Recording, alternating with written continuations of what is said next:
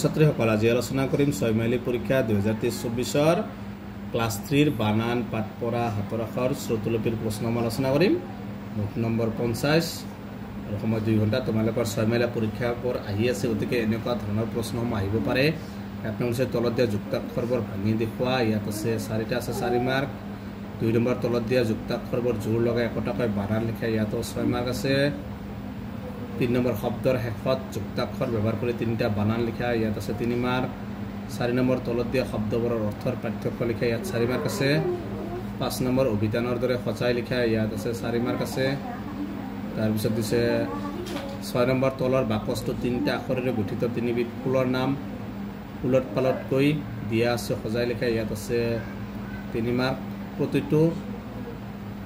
এবাৰ আখৰ এবাৰ হে ব্যৱহাৰ কৰিব লাগিব প্ৰতিটো এবাৰ ব্যৱহাৰ কৰিবা 7 নম্বৰ হাতৰ আখৰ লিখা 3 হাৰি ইয়াত আছে 6 মাৰ্ক আছে উপদেশতকৈ আৰ্শী ফাল শ্ৰুতলিপি বিদ্যালয়ৰ মতে পাঠ পঢ়া বিদ্যালয়ৰ মতে এইবিলাক 10 মাৰ্কৰ